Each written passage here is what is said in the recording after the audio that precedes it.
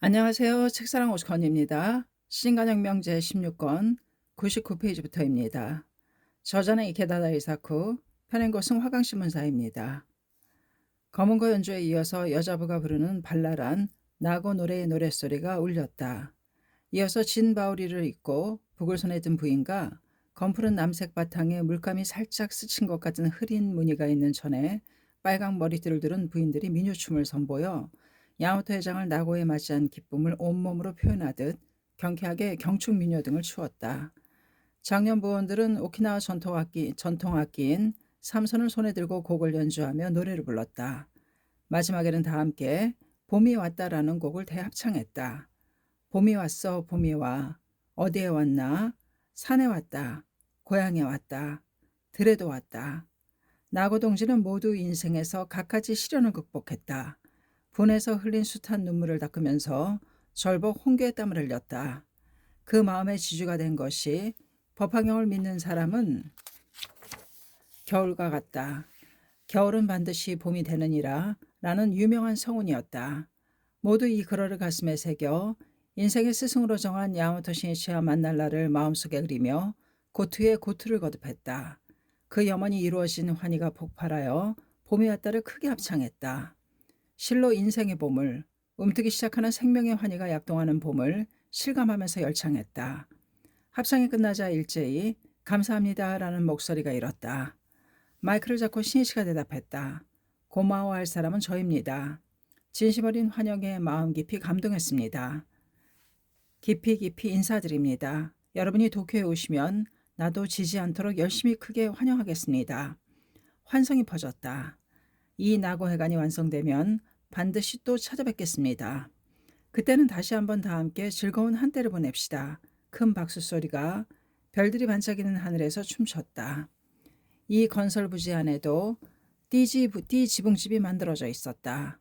야마토 선생님께서 편안하게 쉬어가시길 바라는 마음으로 뜻있는 분들이 만들었다. 나는 지금부터 여러분이 진심을 다해 만들어주신 이 집에서 나고 해관의 설계를 비롯해 나고의 미래에 대해서 관계자 여러분과 여러 가지 협의를 하겠습니다. 벌써 밤이 깊었습니다. 아이들도 많으니까 오늘은 이것으로 모두 해산합시다. 오늘은 내가 여러분을 배웅하겠습니다. 건강한 모습으로 또 만납시다. 안녕히 주무세요. 고맙습니다. 모든 사람의 진심을 가장 소중히 하며 온 힘을 다해 보답하는 것이 신시의 진심이었다. 인격이란 사람의 진심을 얼마나 느끼고 민감하게 반응하는지에 나타난다고 해도 좋다. 신시의 말이 끝나자 환성과 박수 소리가 끊임없이 울려 퍼지며 그칠 줄 몰랐다. 신시는 손을 크게 흔들면서 말을 건넸다. 그럼 조심해서 귀가하십시오. 고맙습니다. 모두 헤어지기 섭섭한 듯했지만 저마다 선생님 또 나고에 와주세요 라고 외치며 손을 흔들어 답하면서 귀가했다. 그 후 신이치는 띠 지붕집에서 1시간 정도를 할애해 오키나와 간부들과 협의했다. 밖으로 나오자 밤바람이 상쾌했다. 신이치는 하늘을 올려다보았다. 구름 사이로 아름다운 보름달이 교교하게 빛났다. 제천도 우리를 축복하는 듯 아름다운 달이구나. 신이치의 마음에는 자연스럽게 시가 떠올랐다. 때구름에 월천 선선하게 나고 입었. 신이치가 오키나와 본부에 도착했을 때는 오후 9시 반을 지나고 있었다. 그러나 신이치에게는 회장으로서 해야 할 여러 가지 잡무가 기다리고 있었다. 오키나와 본부 옥상집에서 수많은 서류를 상세히 훑어보고 결제한 후 멤버를 격려하기 위한 휘호를 쓰기 시작했다. 휘호를 해야 하는 서적이나 색판지는 전날보다 2배 가까이 많은 양이었다. 신이치는 저마다 동지의 성장을 바라고 건강과 행복을 기원하면서 한 글자 한 글자에 생명을 불어넣는 마음으로 붓을 들었다. 실로 이 폰의 격려였다. 신이치가 쓴 휘호를 아내 미네코가 솜씨 좋게 나란히 펼쳐놓고 말했다. 미네코는 신이치의 건강이 마음에 걸렸다. 그러나 내일은 도쿄로 돌아가야 하는 만큼 신이치가 필사적인 마음으로 이 일을 하고 있다는 것을 미네코는 잘 알았다. 그렇게 미네코는 마음속으로 계속해서 창제했다.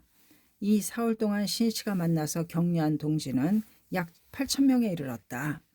신이치가 휘호를 끝내고 붓을 내려놓았을 때는 곧 오전 1시 반이 되려 하고 있었다. 오늘도 있는 힘껏 끝까지 투쟁했어. 신이치가 말하자 미네코가 대답했다. 맞아요. 황금의 일기를 남기셨어요. 서로 고개를 끄덕이는 두 사람의 미소가 빛났다. 기념 촬영을 중심으로 한 야마토 신이시 회장의 격려는 2월에 들어서도 끊임없이 계속되었다. 13일에는 도쿄 가스시카의 미시모토 공원에서 지역 우호 모임으로 개최한 가스시카 문화재 현지 실행위원회의 초대를 받아 참석했다.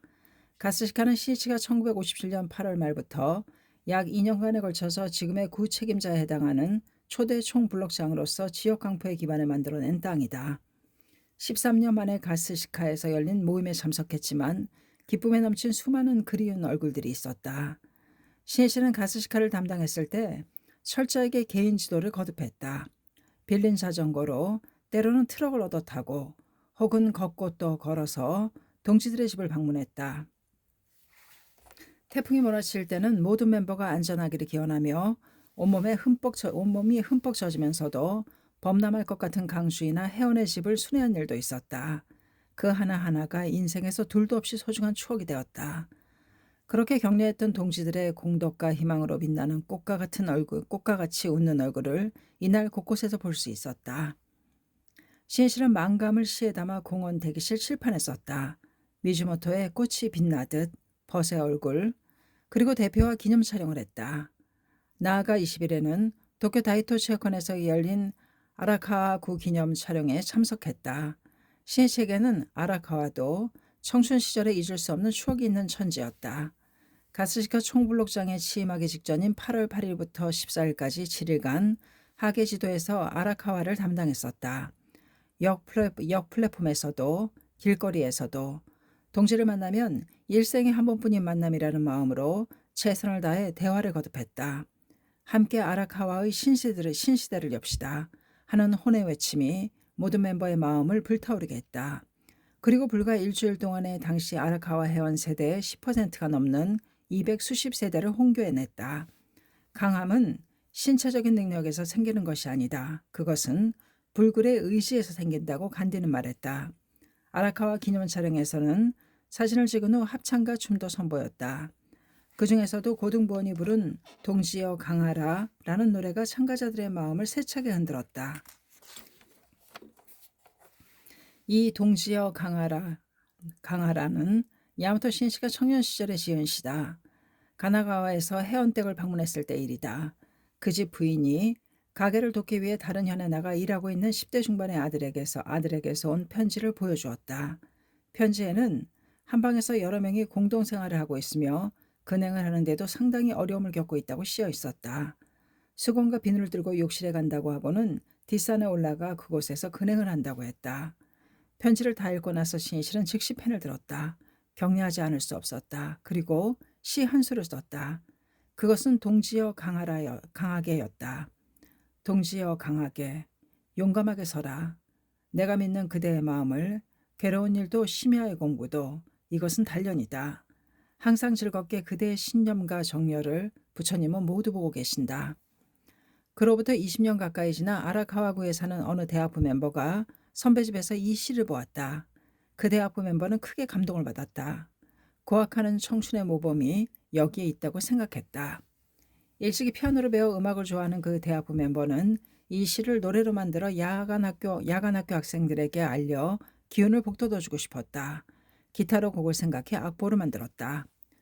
완성된 곡을 다 함께 흥얼거렸다. 좋은 노래다.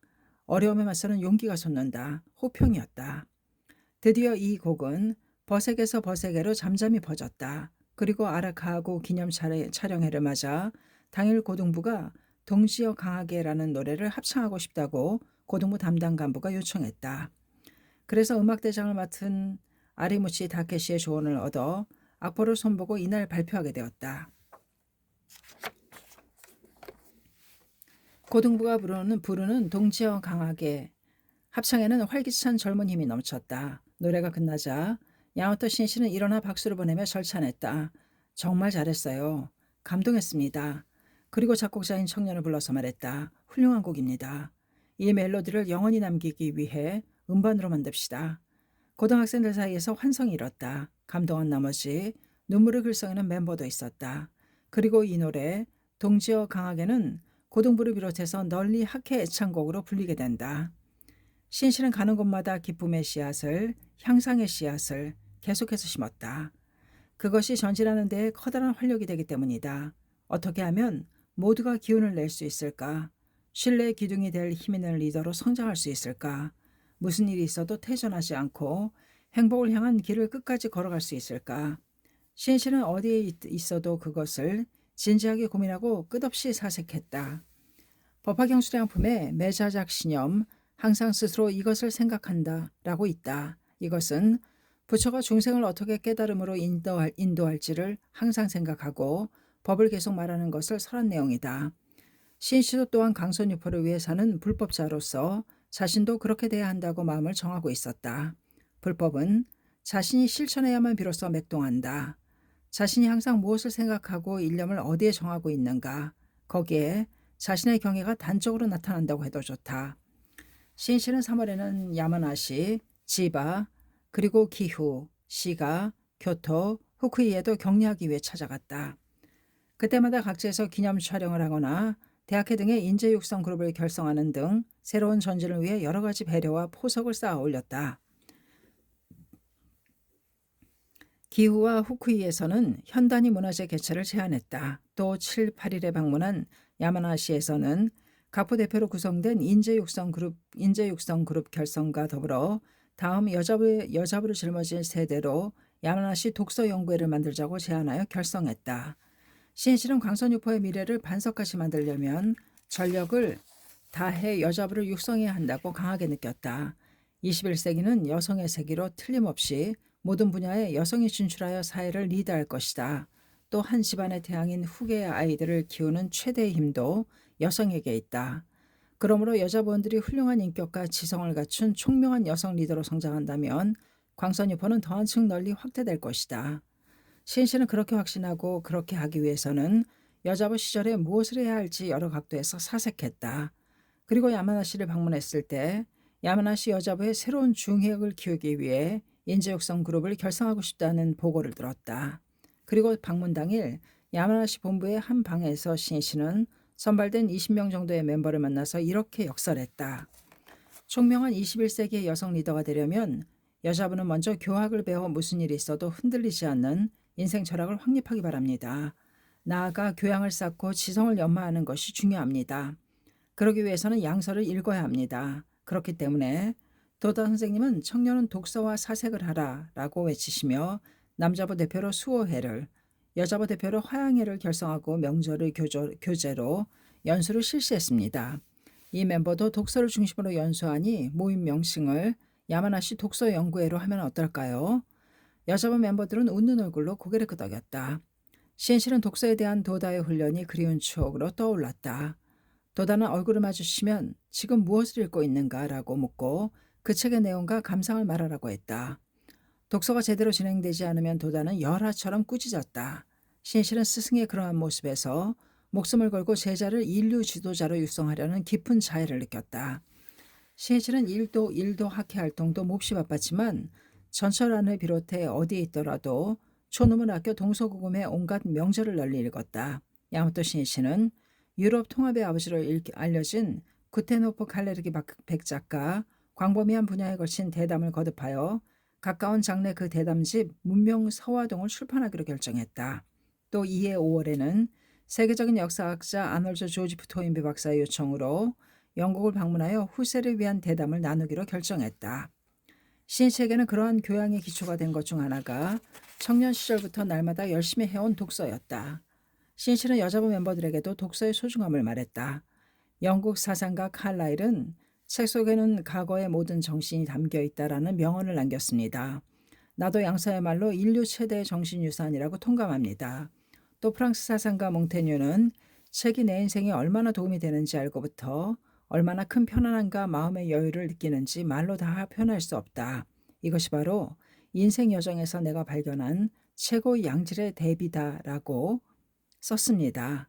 신실은 자주 명언이나 잠언을 인용해서 이야기했다. 그로 인해 모든 사람이 그 저서나 작품에 관심을 갖고 독서를 하는 계기가 되었으면 하는 바람 때문이었다. 시대의 추세인지는 모르지만 독서를 그다지 좋아하지 않는 젊은이들이 늘어나고 있음을 신실은 우려했다. 양서를 잃지 않고 활자 문화가 쇠퇴하면 인류가 영위하고 부지런히 구축한 최대 정신유산이 쇠망해버린다. 시엔시는 모든 멤버에게 시선을 쏟으면서 말했다. 뛰어난 작품은 불법과 통하는 것이 많습니다. 먼저 홀케인의 영원한 도읍부터 시작해보면 어떨까요? 배워야 할 혁명 정신이 있습니다. 그리고 정기적으로 모여서 서로 의견을 이야기하고 감상문을 써보면 어떨까요? 그 감상문을 나도 읽어보겠습니다. 모두 눈을 반짝였다. 시인실은 한 사람 한 사람에게서 시선을 돌리며 말했다. 우리는 최고의 불법을 수지하고 있습니다. 그것을 정확하게 호소하기 위해서라도 교양은 중요합니다. 날마다 공부해야 합니다. 평생 공부해야 합니다. 낙숫물이 대도를 뚫는다고 합니다. 날마다 반복해서 노력하는 것보다 나은 것은 없습니다. 3월 19일 야마토 신시는 시나노마치의 창가문화회관에서 열린 주요다구 기념 촬영에 참석했다. 참가자는 750명이었다. 지오다구는 학회 고향이라고도 할 수 있는 지역이었다. 제2차 세계대전 후 학회 재건에 착수한 도다 조세이가 출판 사업을 재개하여 일본 정학관 사무소로 구입한 건물이 현재 지오다구 니시칸다에 있었다. 3층 건물 4옥에 학회 본부를 두고 1953년 11월 시나노마치 학회 본부로 이전할 때까지 이곳이 광선유포의 진원지였다. 또 신씨에게도 지오다구는 청춘 시절 황금의 추억을 새긴 천지였다. 도다가 니시칸다의 사무실을 마련했을 때 신씨는 현재 지오다구 미사키초에 있는 도요상업전문학교의 야간부에 다니기 시작했다.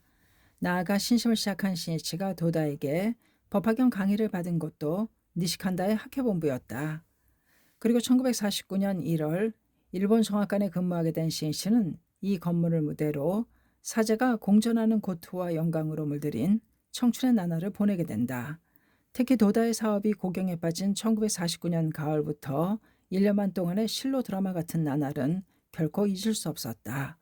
급여 지급이 늦어지면 사원들은 원망 섞인 말을 남기고 한 사람 두 사람 도다의 곁을 떠났다. 시인씨는 나 혼자 남아도 광선유포의 위대한 스승인 도다 선생님을 단호히 끝까지 지켜야 한다고 마음을 다졌다.